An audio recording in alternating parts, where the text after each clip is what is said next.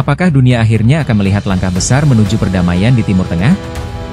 Dan apakah salah satu negara besar di Eropa akan jadi pionir dalam mengubah arah kebijakan global?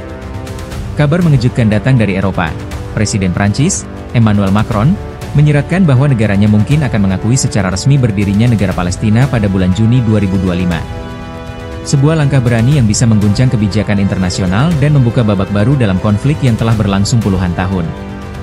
Tapi apa sebenarnya yang terjadi di balik layar diplomasi ini? Dan apa dampaknya bagi dunia, terutama bagi negara-negara barat lainnya? Sebelum kita bahas lebih dalam, jangan lupa untuk like video ini, share ke teman-teman kamu yang peduli dengan isu global, dan subscribe channel ini agar kamu gak ketinggalan update penting lainnya seputar dunia internasional.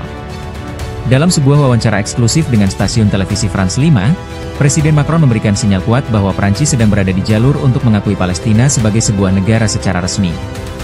Ia menegaskan bahwa ini bukan hanya langkah simbolis, melainkan bagian dari upaya internasional yang lebih besar untuk menghidupkan kembali proses perdamaian antara Israel dan Palestina, proses yang sudah lama mandek dan bahkan terlihat nyaris mustahil akhir-akhir ini.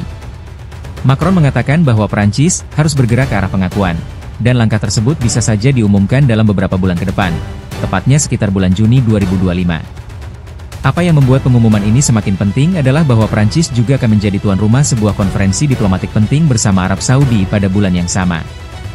Konferensi ini disebut-sebut akan menjadi ajang koordinasi antara beberapa negara untuk menyatukan suara dalam mendukung kemerdekaan Palestina.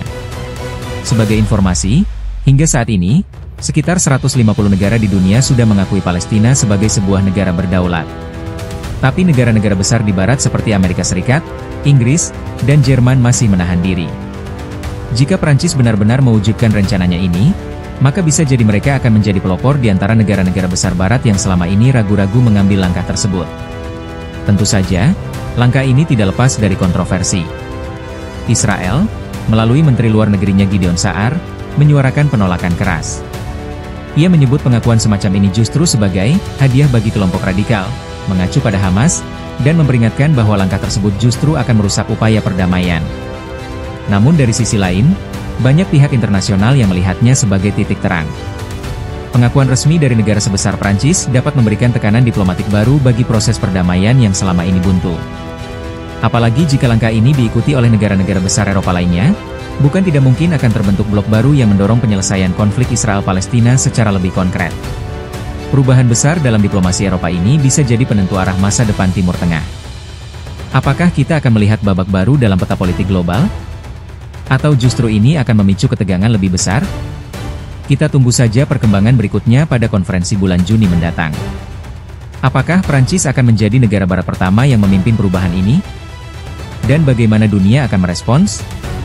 Terima kasih sudah menonton. Temukan video menarik lainnya di playlist channel kami.